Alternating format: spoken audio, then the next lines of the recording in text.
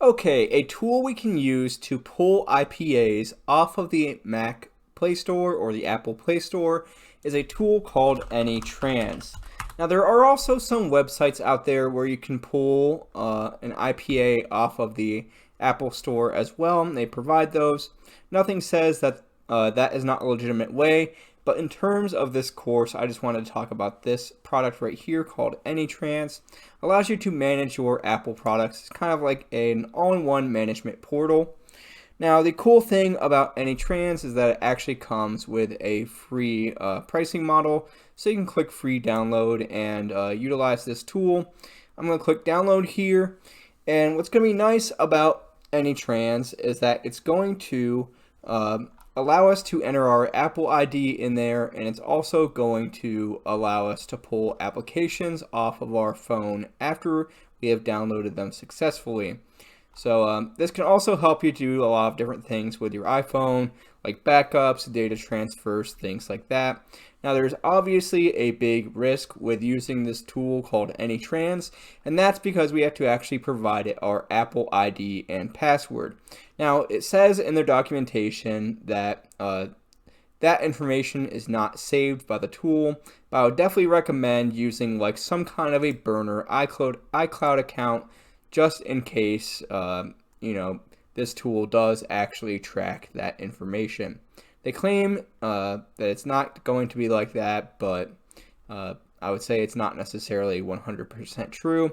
There's also some websites out there. You just have to do a quick Google search on them, like IPA downloads, and it will actually, like iOS Ninja here, allow you to download IPA files off of these different websites, and also some tweaks that you could utilize when we get to the jailbreaking section of these videos. I have personally just used AnyTrans because I find it as a pretty convenient tool and it's nice to use, but I just want to give you a few different options out there to be able to get these IPA files so you can do a local analysis, kind of similar to what we did in the Android portion of the course, where we want to have these files locally so we can do our local analysis and our static analysis, right? So I'm going to click open here on the AnyTrans iOS DMG here and open up that file and install the tool. Okay, now let's show how you can actually download an application using AnyTrans.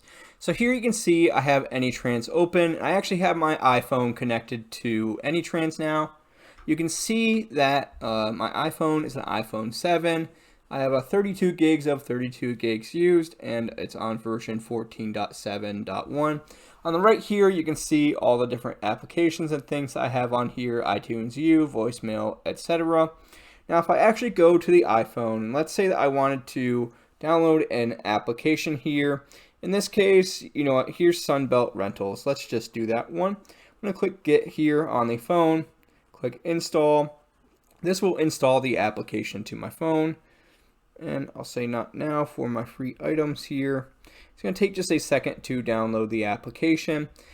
But since we actually actually ask the App Store for this through our phone, we'll actually be able to download this through AnyTrans as well. So if we go down here to the little App Store icon, and now if I wanted to get the Sunbelt app, for example, all I gotta do is type in Sunbelt.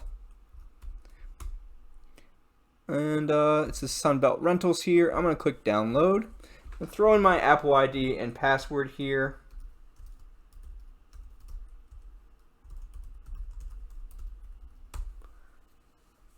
And it's going to start downloading that application.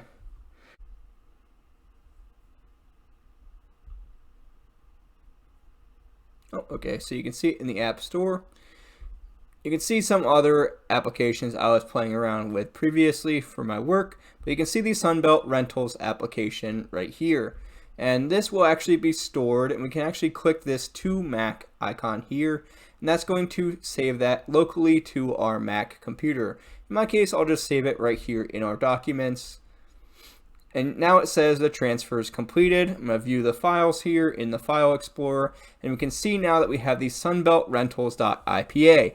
So now we're all good to go, and we actually have a copy of the application for our local static analysis, and it can be any application that is found on the Apple Store.